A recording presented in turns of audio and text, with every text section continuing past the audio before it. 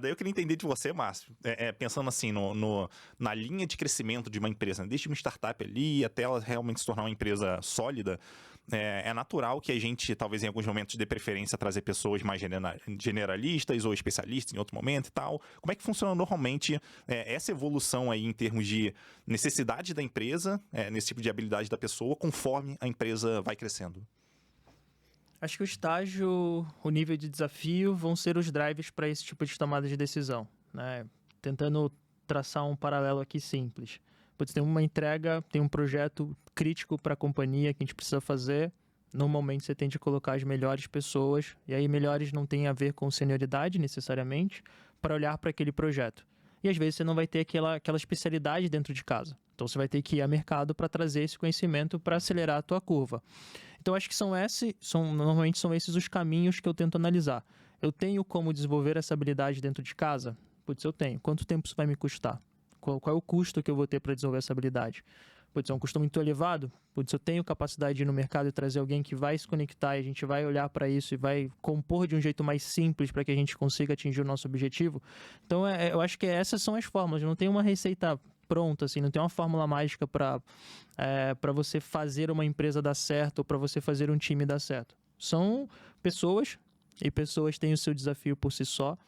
Quando você junta pessoas, já é uma outra complexidade, então você precisa garantir que essas pessoas tenham minimamente níveis de interação, que elas entendam aquilo que elas estão fazendo, saibam para onde a gente está indo, né? Então eu acho que, tentando ser menos indireto na resposta, eu acho que depende, e eu acho que são mais ou menos esses caminhos. Preciso acelerar essa curva de conhecimento ou essa tecnologia, eu tenho um especialista dentro de casa.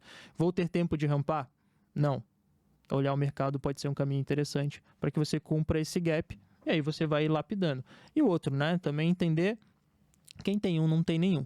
Então, se você está adotando uma tecnologia, você tem uma única pessoa que detém aquele conhecimento, o risco que você está correndo ali, ele é gigante. Então, putz, como é que eu transito esse conhecimento e faço esse conhecimento ser conhecimento da empresa, não conhecimento de uma única pessoa? Então, são muitas variáveis que a gente tem que colocar na balança na hora de tomar uma decisão dessa. E você comentou que no começo, assim, muitas vezes a gente tem que... Todo mundo faz um pouco de tudo, né? Sim. Eu não sei se você enxerga dessa forma, mas eu vejo um time inicial tem valor em se ter um time mais generalista, porque, assim, no começo todo mundo vai ter que fazer um pouco de tudo e a gente não vai conseguir querer ter... A não ser que seja uma especificidade da empresa, do negócio, e a gente está trabalhando com uma tecnologia específica que precisa trazer uma pessoa especialista. Eu gosto muito de tentar, seja uma empresa, um time para uma empresa que está começando, seja um time novo dentro de uma área, você contar ali com pessoas generalistas, né, para poder dar conta dos desafios que a gente ainda não sabe como que vai ser. À medida que ganha maturidade, a gente identificar a necessidade de especialistas. Time é um corpo vivo, né? Não tem jeito. Vai se moldando e se encaixando, mas acho que times generalistas tendem a ser bons times para inovação, bons times para começo de projeto, né, ou para início de jornada, porque tem essa capacidade, essa flexibilidade que a gente falou tanto no começo. Quando você vai com times muito especialistas, essa capacidade de se movimentar, ela fica um pouco mais limitada. Então, putz, você já sabe o que você precisa fazer. Às vezes você tem um issue de escalabilidade, você precisa crescer e, putz, aguentar uma demanda muito mais grande. Cara, o especialista ele vai fazer aquilo ali super bem. O generalista talvez vai ter muito mais dificuldade. Então, entender a problemática para que você consiga pensar a melhor solução. Uhum. E eu acho isso muito interessante, porque isso, para mim, não se aplica só a startup. Isso se aplica também se eu estou criando uma área nova na empresa. Então, por exemplo, quando eu estou criando equipes novas, eu dou preferência no começo a trazer pessoas que têm talvez uma abrangência um pouco maior em termos de conhecimento ali, enfim, de experiência, porque isso vai ajudar no setup inicial. Então, parece bobo assim, mas o setup inicial ele pode não ser tão trivial assim em relação a gente trazer todas as... Imagina, se a gente fosse trazer uma pessoa de cada especialidade para começar um projeto novo. É aquela história do lápis, né? Então, a madeira vem de um lugar, o grafite vem de outro, o metal vem de outro, a borracha vem de outro, e não tem ninguém que consegue fazer um lápis inteiro ali.